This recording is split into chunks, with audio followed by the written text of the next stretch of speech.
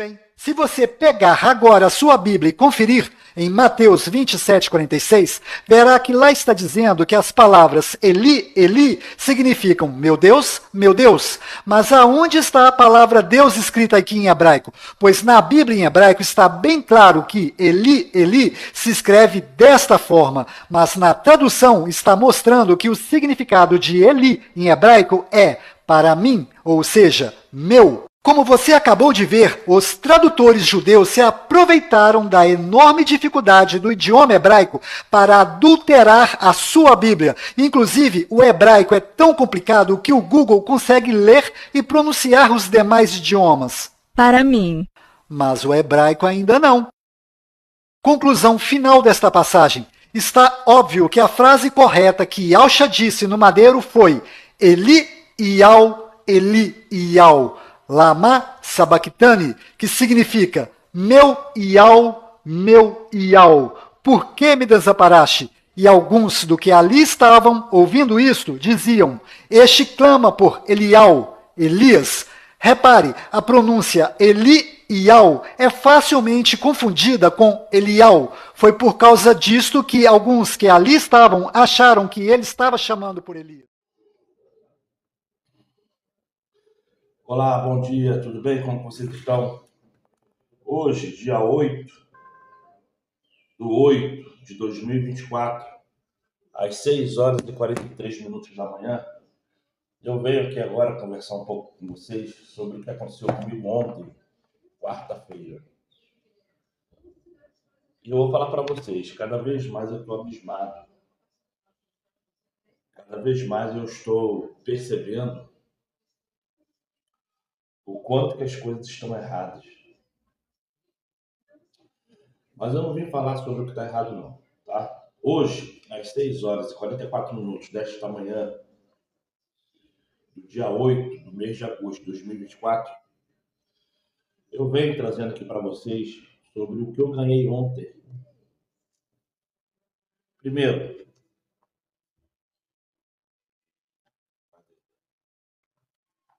esse livrinho, foi a primeira coisa.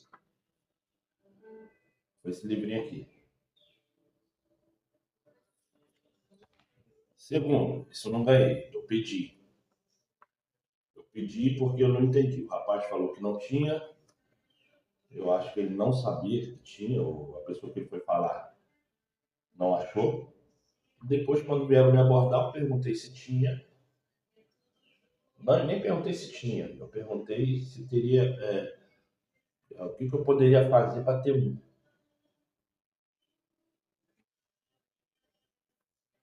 E logo após, vieram me oferecer outra Bíblia. Eu ganhei a grandona, agora eu ganhei a pequena. É igual a outra que eu já abri, já mostrei as páginas, né? Ó, já mostrei essas páginas antes de começar a literatura. Eles vêm ensinando como se deve fazer para orar, o que se deve fazer para abordar pessoas, o que se deve fazer para conversar com o Criador. Assim, é muito rica. Tá vendo? Isso tudo aqui que eu estou passando são páginas que eles primeiro testemunho de Jeová. Tá vendo? Vai conversando contigo para você ter um entendimento melhor das coisas, para depois começar a Bíblia. Tá vendo? Ó.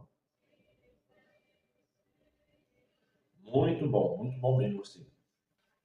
Aí na página, na grandona era a página 43. Vamos ver qual é a página. É a mesma coisa, tá vendo? O Senhor escuro com a menina escura. Deve ser a mesma coisa, deve ser a página 43 também. 35,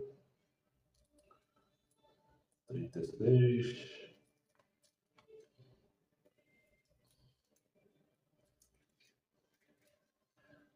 Ó, tá vendo? Tá até grudado, ó. Tá grudado aqui.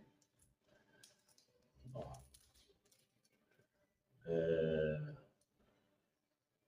43, página 43. O que tá na grandona tá na pequena, tá? Porque aqui tem, aí veio o índice, veio as coisas. Depois disso tudo veio o índice, veio essas coisas da Bíblia que toda a Bíblia tem. Ó. Ó, prefácio, essas coisas. Fiquei muito feliz. E de uma forma espontânea, né, essa aqui eu já tinha mostrado que no domingo eu ganhei, junto com a Bíblia Grande. E lá na espontaneidade eles já me deram a próxima lição da sentinela. Mas por que eu estou mostrando isso para vocês hoje? Porque ontem foi estudado a página 106. 106?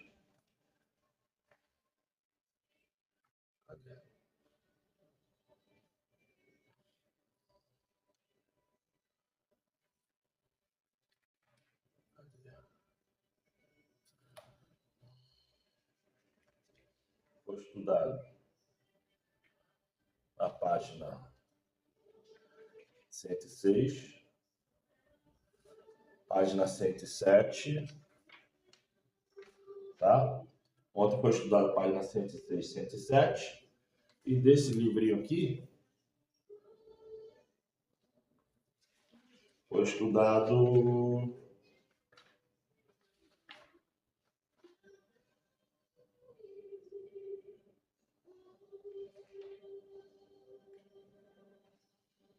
a página 29, 30.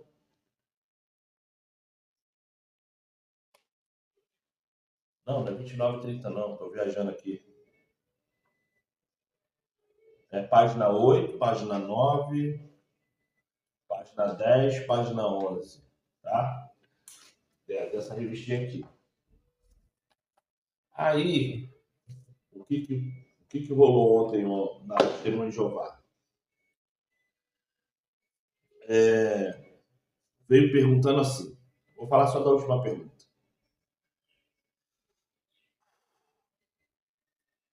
Como o corpo governante hoje segue o exemplo do corpo governante do primeiro século? Essa é a pergunta A. Pergunta B. Como todos os anciões podem demonstrar respeito pela autoridade teocrática? Teocrática. Isto é, compreenda. Hoje eu estou assim de lado porque a lâmpada está emitindo um raio que corta assim, então antes de algum doido falar que é história minha para fazer efeito especial para fazer de conta que é isso que é aquilo, ou algum outro doido falar que é o Espírito Santo sobre minha cabeça, eu estou sempre avisando, gente, esse facho de luz é a lâmpada da sala aqui que está emitindo um reflexo na câmera. Não é nada de espiritual. Tanto é que eu botei a câmera assim e o flash acabou. Voltando ao que eu estava falando aqui. Essa aqui foi a pergunta número... Eu não entendo isso aqui. 22 ao 24. Ainda estou aprendendo a mexer nisso. Aqui está a pergunta 22/24. São duas perguntas em cima de uma. E lá eu vi muita gente falando muita coisa e eu fiquei só escutando. Só escutando. Foi mais ou menos umas 10 pessoas falando.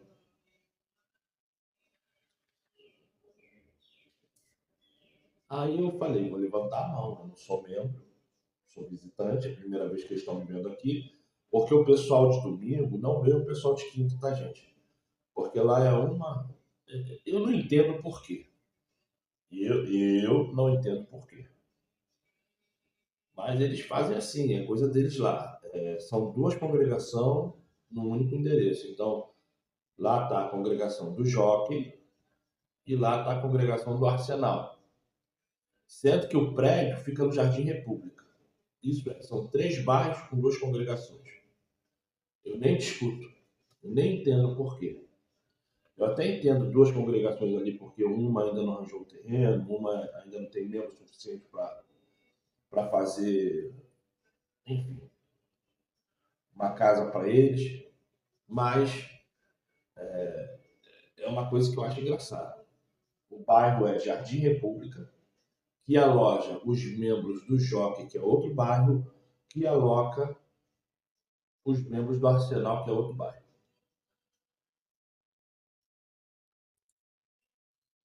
Fora os que vêm do Culubandê, Maria Paula, enfim, a Náia.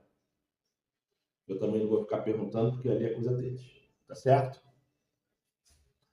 Aí, voltando aqui ao que eu estou perguntando aqui. Como o corpo governante hoje segue exemplos do corpo governante do primeiro século? Eu escutei há alguns dias atrás, coisa de 2, 3 dias atrás, um, um YouTube falando que o ano zero não existe. Que do ano -1 já pula para o ano +1. Ele não está errado, tá? Ele não está errado. É assim que existe o momento histórico. É assim que existe o momento histórico. Não, realmente não existe o ano zero. É ano -1, isso é antes de Cristo, e o ano após Cristo. Não existe o ano zero. Mas quando se fala o ano zero relacionado a Cristo, é o tempo que a mãe conheceu o pai, José, né? Porque querendo ou não, o pai foi José e não o criador, por isso que ele fala filho do homem. Ele não pode ser biológico, mas ele é filho do homem, porque pai é o que cuida, pai é o que reconhece, tá certo? Então, o que acontece? Do momento que José conheceu Maria, os 9 meses de gravidez e os 30 anos que Jesus passou, muitos falam que esse é o ano zero. É o ano escondido. É o ano que não se ouve história. É o ano que, quando você pega o apócrifo da infância de Cristo, você lê muita coisa sobre a infância de Cristo, o que aconteceu para Maria ficar grávida e o que José fez durante toda a gravidez. Mas é o ano zero, porque quando se fala ano zero, está falando ano zero nesse tema. O tema de a história ainda não ter começado após Cristo. É um tempo muito. É uma poeira que não se tem um passado estudado da forma que tem que ser e posto para as pessoas verem, entenderem e saberem. E a partir do ano 30, que através de estudo não é nem mais ano 30, é ano 27 ou 24, não é mais ano 30, é ano 27 ou 24, porque pelo que eles conseguiram achar da questão do censo, o censo que é relatado, o último censo, antes de tudo ter acontecido a crucificação, foi de 3 a 6 anos ou 7 anos antes do tempo oficial, do período oficial. Então, quando você estuda sobre a questão, você remete ao ano a 7 anos a menos, tá? De 4 a 7 anos a menos do ano zero oficial. Então, o que acontece? Só para terminar aqui. Eu escutei na Testemunho de Jeová muita gente falando muita coisa que não tinha nada a ver com a pergunta. Por que não tinha nada a ver? Porque a pergunta, vou de novo falar da pergunta. A pergunta está assim: como o corpo governante hoje segue o exemplo do corpo governante do primeiro século? Que corpo governante é esse? Presidente, governador, prefeito? Ou padres, pastores ou anciões? Que corpo governante é esse que ele está falando aqui? E o mais importante, segue o quê? Segue a quem? Porque a Grécia governou,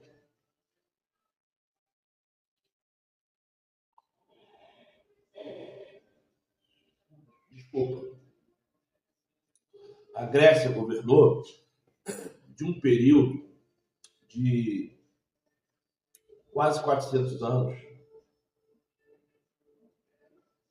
quase 300 anos. Não, calma aí. É 360 ou 380? Agora, gente, depois que eu peguei essa doença aí, chikungunya, Covid, tanta coisa simples que está fugindo da mente, coisas que diariamente eu vejo, eu falo, e está fugindo da mente. Eu não sei se é por causa da idade, não sei se foi por causa dessas doenças miseráveis, mas enfim, deixa eu só ver aqui porque é que eu tenho a data.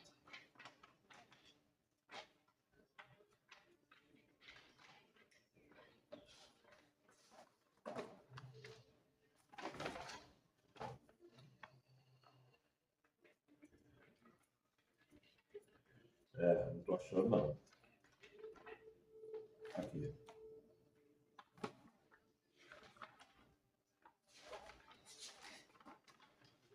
Rapaz, quando a gente quer, não acha.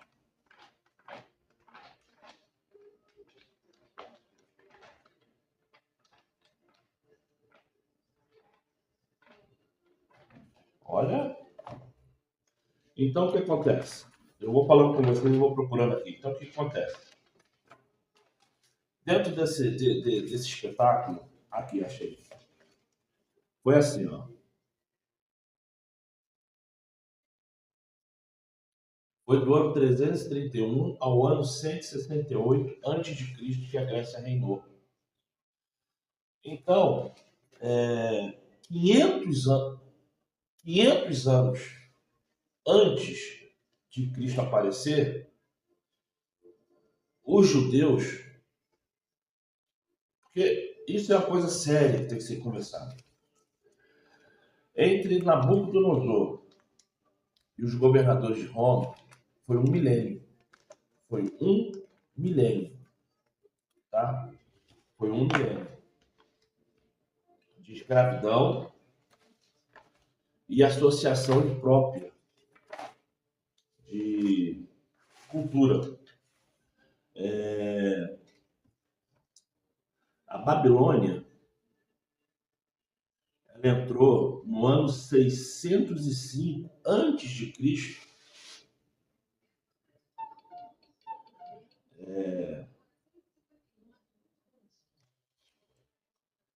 605 antes de Cristo dominou os judeus. Então, o que acontece? Do ano 605 ao ano 35, são 640 anos de apropriação indevida de cultura, obrigando ao povo judeu a fazer aquilo que eles, como pessoas que viviam de entidades pagãs, a mudarem seu comportamento e a sua fala. Então, imagine você que durante 640 anos, o povo judeu, eles foram inundados de guerras, mortes, mulheres sendo estupradas, crianças sendo violentadas, crianças judias sendo mortas ou adotadas, visões religiosas entrando e mudando a característica daquilo que Moisés, em algum momento, ensinou diferente. Então, quando você para e analisa que durante 640 anos o povo foi massacrado, E depois dos 640 anos, ainda teve 70 anos de tribulação, aonde foi destruído o templo. Ainda teve mais 250 anos, não, 200 anos de perseguição e morte. Então, quando você vê que do ano 605 até o ano 290, 296 depois de Cristo, foi quando a Igreja Romana declarou ser cristã, e ali deixou de matar os judeus da forma que já estavam matando. E começou ali a ter um declínio do povo romano. Entenda isso que eu estou falando. Aqui eles estão pedindo para copiar quem?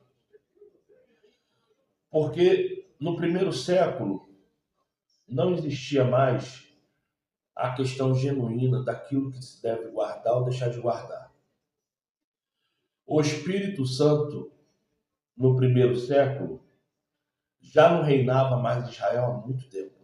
Por quê? Porque foi transferido, ficou uma questão interpessoal. E terceiro, se a Igreja Testemunho de Jeová fala que tem que seguir o que os anciões da época faziam, eles vão seguir três coisas ali em Israel: Roma, Grécia ou judaísmo. Roma, paganismo da adoração ao sol, isso é, tendo o domingo como dia santo. Lembrando que, além do domingo ser um dia santo, ainda tem a questão dos santos divinos, que é dado a cada nome da semana, a cada dia da semana, a cada mês do ano. Grécia, se for para imitar os gregos,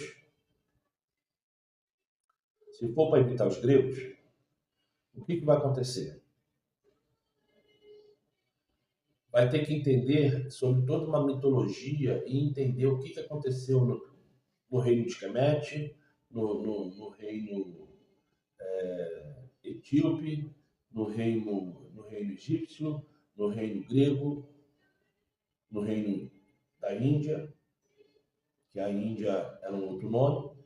A Índia começou a ser chamada de Índia quando os britânicos dominaram lá aquela região.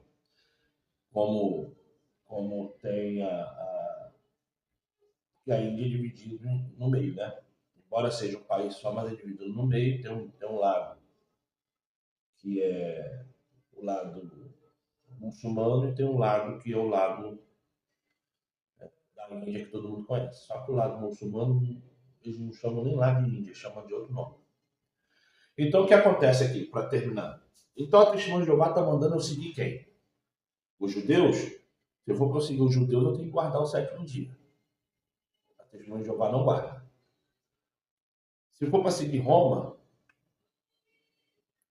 eu vou ter que santificar o domingo. Isso eles fazem.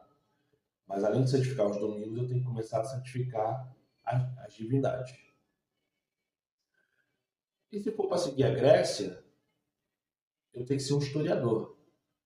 Um adorador e um historiador de toda uma mitologia, de todo um panteão de deuses. Então é uma pergunta muito esquisita, essa aqui. Essa aqui é uma pergunta muito esquisita. Sendo que eles ainda afirmam aqui na pergunta B. É uma pergunta. Como todos os anciões podem demonstrar respeito pela autoridade teocrática? Vai agora no Google, escreve assim, ó, o que é ser teocrático? O que é teocrático? Teocrático. Não tem nada de tel. Não. Teocrático. Aí você vai entender o seguinte, que a teocracia, a primeira coisa que a teocracia nos fala sobre a questão do mérito e sobre a questão da conveniência de entender. Isso é, como é que você vai melhorar ou piorar? Como é que você vai fazer ou deixar de fazer?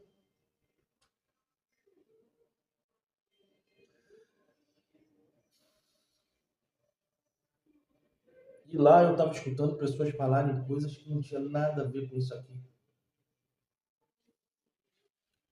O engessamento das pessoas está tão grande nas religiões que as pessoas pararam de pensar, as pessoas pararam de investigar, as pessoas pararam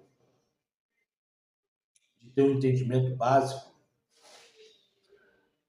para que pudessem cada vez mais crescer espiritualmente. Aqui é a página 106 e 107. Eu vou começar a ler isso aqui, porque eu vou começar a frequentar verdadeiramente a Testemunha de Jeová. Eu estou há mais ou menos um ano na Adventista. Realmente, a maçonaria entrou de uma forma muito pesada na Adventista. A Adventista realmente já foi. Tá uma coisa chata, não ensinam nada, estão perdidos em festas, perderam o tato da responsabilidade. Só para você ter uma noção, o culto dia de sábado começa 9 horas. Tem sábado que eles estão abrindo 9h05, 9h10. Domingo à noite, 19 horas. Tem domingo que eles abrem 19h15. E quando abrem, ainda vão conversar, vão varrer chão, vão fazer isso, vão fazer aquilo. Quando você vai ver, já é 9h30, 9h40. Aí dá 10 minutos de uma palavra sem nexo lá, sem fundamento, e vai embora. Então tá uma coisa esquisita demais a Adventista. As pessoas perderam a mão. Eu não posso falar de todas as congregações da Adventista, mas eu posso falar na que eu estou indo, que é aqui no Jockey. Já conversei com os pastores, falando que pode melhorar, mas a maçonaria entrou de peso, estão destruindo a Adventista, estão destruindo sim. As outras igrejas, Maranata, CCB, que é a Cristã no Brasil, essas eu nunca entrei. Eu conheço de nome, conheço até pessoas que lá vão, mas eu nunca entrei para falar se a doutrina é boa ou ruim. Mas o que eu posso dizer é que com toda certeza são pessoas que entenderam esse lado religioso. Isso se não são pessoas que vieram da Adventista, que vieram da Testemunha de Jeová, e fizeram a cópia deles e ali, porque a Maranata, que é assim, tem que falar, a Maranata, quando você olha o prédio da Maranata, o desenho é idêntico da Testemunha de Jeová do prédio. A forma de construção, a forma do telhado, a parede de frente, é igualzinho ao Testemunho de Jeová. Então, assim, quando eu vejo essas coisas, e a CCB, a Cristã no Brasil, ela tem um formato da anglicana, mas, pelo que eu já percebi, ela tem semelhanças com a adventista. Mas como eu nunca entrei, eu não posso falar muito. Nem da Maranata, nem da CCB. Mas eu estou com vontade de ir numa das duas, porque a Maranata também tem uma aqui perto. Não sei os dias de culto. Estou com vontade de ir algumas vezes. Mas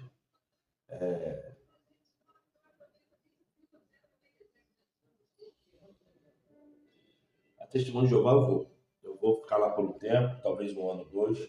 Se ninguém me convidar para sair, se ninguém me expulsar da Testemunho de Jeová, eu vou continuar indo lá até onde der.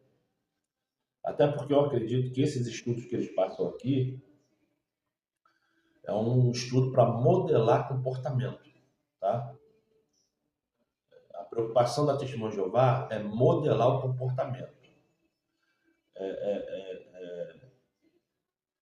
Os líderes que ali estão modelando o comportamento dos que ali vão. Então, uma pessoa que vai ali ter um comportamento que não condiz com o que eles pensam que é um comportamento sadio, a pessoa sai. Então, se ali você não viver falsamente no comportamento que agrada a eles, você vai sair. Isso é o que eu já percebi, porque ali todo mundo é igual. Na vestes, na forma de agir. Só para você ter noção, na hora das perguntas, ninguém olha para a pessoa que está perguntando, as pessoas ficam olhando para frente, nem se mexem na cadeira. Eu que fico olhando para trás, olhando para o lado, querendo saber quem está falando na frente. Mas as pessoas, ninguém se mexe, fica olhando para frente, igual um tijolo. É bom? Não sei.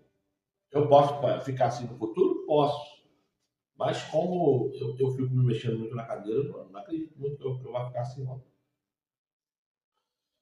Mas eu estou falando isso não é porque eu quero falar que a Adventista é ruim, a Testemunha de Jeová é boa, ou a Testemunha de Jeová é ruim, a Adventista é boa. Eu estou falando isso porque se você é um Testemunho de Jeová e está escutando essa minha voz, aprenda a ler o que está escrito e não a ler da forma que a religião quer que você leia. Aprenda a ter opinião própria e não aquilo que as pessoas querem escutar.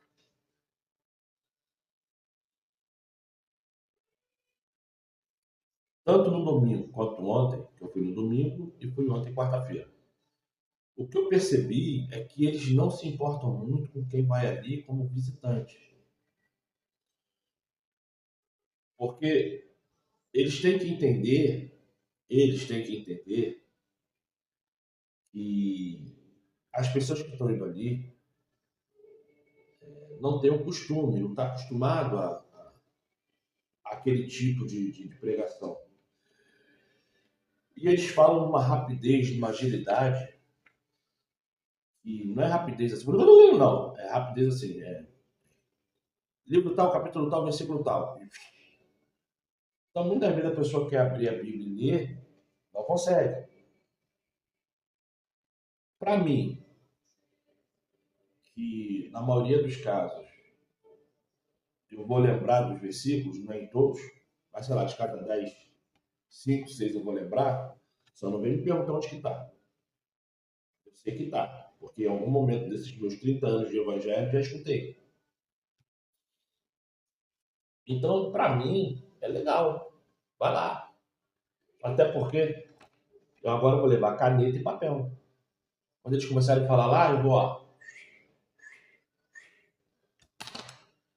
Porque é assim que tem que se fazer. Mas o que eu reparei foi isso. Que realmente tem que haver uma, uma renovação na Testemunha de Jeová, porque o comportamento que eles agem dentro da Testemunha de Jeová é um comportamento muito engessado, muito de tijolo. O estudo não fica a dever a ninguém. Pelo contrário, arrebenta. Pelo contrário, entrega o que promete. Para quem não está de brincadeira, para quem não quer ficar com melancia no pescoço querendo aparecer, ali é um ótimo lugar para você parar e aprender. Só que é aquilo, se você for um cara muito altivo, você vai fazer inimizade ali dentro.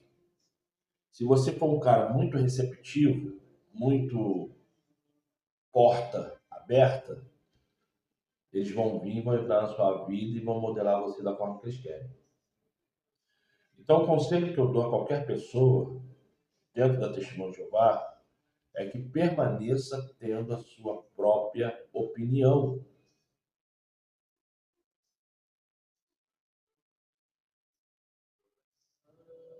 Não se modele porque você quer agradar algum religioso. Da mesma forma, para aqueles que vão na Adventista do sétimo dia. Esse homem, essa mulher que vai na Adventista do sétimo dia e não consegue perceber o que está de errado dentro da igreja adventista do sétimo dia, é uma pessoa extremamente religiosa, é uma pessoa que não observa e não entende a Bíblia.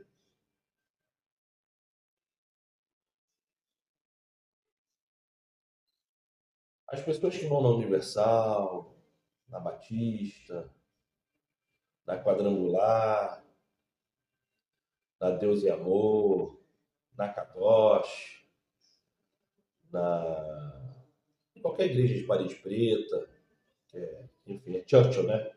Igreja do Sistema Churchill. Churchill. C-H-U, eu não sei se tem um R, C-H-U. Então seria C-H-U-R, C-H-U. Eu só não lembro se tem um R. Churchill. Sistema Churchill, presbiteriana, wesleyana, congregacional, cristã do Brasil,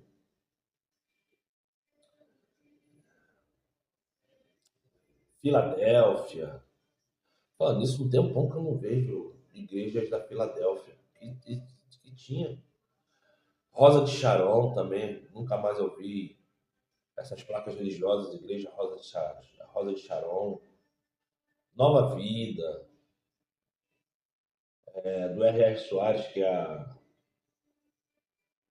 a Graça, né? Tem do Valdomiro, que é a Mundial. Tem do Agenoduque, que eu nem sei o nome do Agenoduque. Tem agora de um preto que aparece aí, que eu também não sei. Tem o Templo da Renovação, que é aqui em São Gonçalo. O cara tá abrindo uma atrás da outra, mesmo sem membro. Da onde que ele tá conseguindo tanto dinheiro, eu não sei, porque nem membro tem. Ele tá alugando os locais para fazer culto, e nem membro tem. Deixa eu ver mais alguma outra de placa, mais ou menos.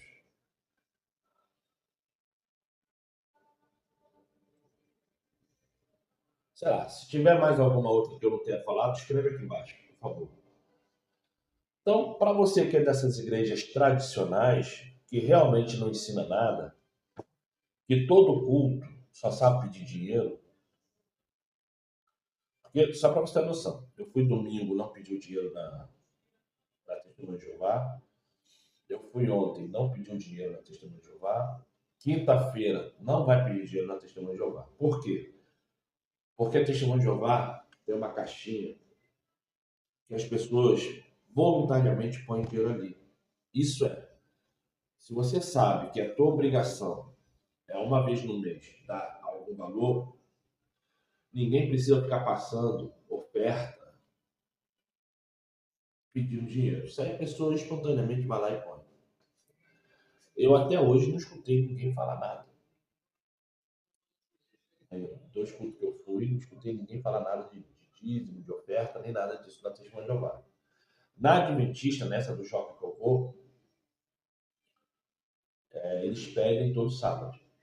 Todo sábado eles passam o treco lá para as pessoas depositarem o dinheiro ali no treco. Mas também não vejo dia de domingo, dia de sexta-feira pedir, porque não vejo mesmo. Só os sábados. Existe uma forma coerente, correta do dízimo da oferta? Não. Cada um faz aquilo que lhe apraz. Mas tem um porém. Essas igrejas que eu falei aqui agora, que eu chamei de tradicionais, né?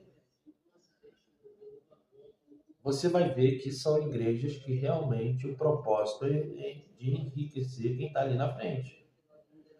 É dinheiro para isso, dinheiro para aquilo, é dinheiro para aquilo outro. Você tem que dar, dar, dar, dar.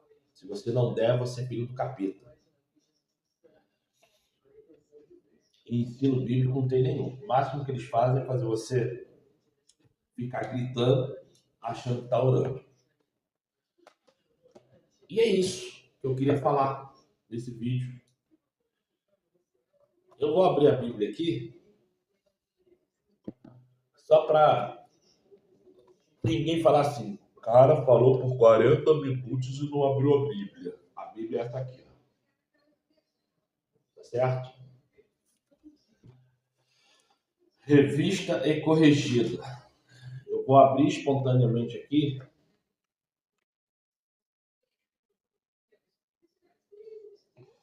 Vamos em 1 Reis. Você viu que eu abri aleatoriamente, né? 1 Reis.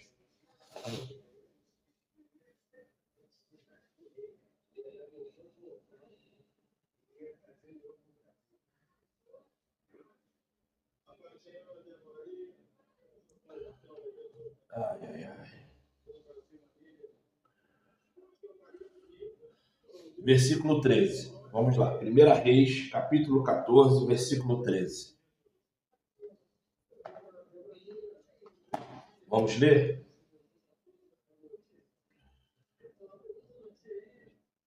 Primeira Reis, capítulo 14, versículo 13. E todo Israel o pranteará e sepultará, porque o Jeroboão, só este entrará em sepultura, porquanto se achou nele coisa boa para com o Senhor, em casa de Jeroboão. O Senhor, porém, levantará para si um rei sobre Israel, que destruirá a casa de Jeroboão no mesmo dia, o que já está acontecendo. Também o Senhor ferirá a Israel como se agita a cana nas águas. Arrancará a Israel desta boa terra que tinha dado a seus pais, e o espalhará para além do rio, porquanto fizeram os seus bosques, provocando a ira do Criador. E entregará a Israel por causa dos pecados de Jeroboão, o qual pecou e fez pecar a Israel. 1 Reis, capítulo 14, versículo 13 ao 16. Isso aqui é uma profecia que, de tempos em tempos, cada vez mais se cumpre e cada vez mais fica mais forte. Isso aqui, lá na época de Davi, aconteceu. Depois, na época de Salomão, aconteceu. Depois, na época de Nabucodonosor, aconteceu. Depois, na época de Roma, aconteceu. E hoje, por mais que eles queiram se juntar, ainda está se espalhando além do rio. Porque todas as vezes que eles se acham fortes, acontece uma pragana da forma que está acontecendo lá em Israel hoje, guerras atrás de guerras, e eles não conseguem ter paz, e eles acabam se espalhando. Porque, por mais que eles queiram se juntar, não conseguem. É uma profecia que começou lá com Davi e se estende até o dia de hoje. O templo foi destruído, porque quando se fala que vai destruir a casa de Jeroboão, estava falando do templo que foi destruído e até hoje não foi reconstruído. E você, em que patamar está a sua vida para que você seja comparado a Jeroboão? Em que patamar está a sua vida para que você venha a ser julgado segundo as tuas obras da forma que Jeroboão fez? Por quê? E toda a sua prole está espalhada igual moinho em vento. Igual moinha em vento, em ventania. Eu não estou falando de um filho que está casado ou uma filha que está morando sozinha porque conseguiu trabalhar. Eu não estou falando disso. Eu estou falando da sua família estar destruída, ao qual você não consegue juntar.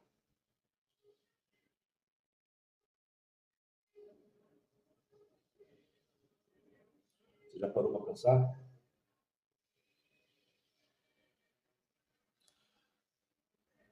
Então aqui tá. Eu quis falar um pouco sobre a Testemunha de Jeová. A Testemunha de Jeová está anos-luz à frente de todas as igrejas evangélicas que até hoje eu fui visitar. É um local que eu posso falar para você que você pode ir tranquilamente estudar, porque eu não vi nada de nocivo lá dentro, mas é aquilo. Vá de uma forma equilibrada, porque se você for julgando, você não vai ser feliz. Se você for muito receptivo ou receptiva, vão querer te modelar como se você fosse um fantoche, uma fantoche. Então vá de uma forma equilibrada, observando, entendendo o que está escrito e principalmente falando e agindo sem julgo. Você vai se dar muito bem lá dentro. Eu quero muito falar sobre Daniel Mastral. O cara morreu foi domingo agora, hoje é quinta, né? Quarta, terça, segunda, domingo. Tem 4 dias. Ele morreu domingo, eu não sei se ali era a parte da tarde ou a parte de manhã, mas foi durante o dia. Já estão filmando, já estão com um filme mostrando que ele foi assassinado. Eu acho que deu para entender ali, das pessoas falando, que os caras tinham raptado a esposa e a filha. Ele foi lá com a arma na mão para tentar negociar ou conseguir pegar, liberar a esposa, né? E eu acho que ele já foi sabendo que ia ser morto. Porque se ele já saiu com a arma em punho, é porque ele já saiu já na situação de matar ou morrer. Mas eu vou fazer um vídeo falando sobre Daniel Mastral, que o nome dele não era Daniel, era Marcelo alguma coisa. Eu vou ver aqui no Google aqui o nome dele certinho para falar. E o próximo vídeo vai ser sobre Daniel Mastral. Sobre o que aconteceu agora domingo, dia 3, né? Hoje é dia 8. 5, segunda, 6, 7. 8, né? Segunda, terça, quarta, quinta. Se hoje é 8, domingo foi dia 3 de agosto de 2024. Tá bom? Próximo vídeo aí eu vou falar sobre o Daniel. Eu vou fazer agora. Eu vou só acabar de fazer o que tem que ser feito nesse aqui e falar sobre Daniel Mastral. É isso aí, gente. Pois bem, se você pegar agora a sua Bíblia e conferir em Mateus 27:46, verá que lá está dizendo que as palavras Eli, Eli significam meu Deus, mas aonde está a palavra Deus escrita aqui em hebraico? Pois na Bíblia em hebraico está bem claro que Eli, Eli se escreve desta forma, mas na tradução está mostrando que o significado de Eli em hebraico é para mim, ou seja, meu. Como você acabou de ver, os tradutores judeus se aproveitaram da enorme dificuldade do idioma hebraico para adulterar a sua Bíblia. Inclusive, o hebraico é tão complicado que o Google consegue ler e pronunciar os demais idiomas. Para mim. Mas o hebraico ainda não. Conclusão final desta passagem. Está óbvio que a frase correta que Yahshua disse no madeiro foi Eli Iau, Lama Sabachthani, que significa meu Iau, por que me desamparaste? E alguns do que ali estavam ouvindo isto diziam, este clama por Eliau, Elias.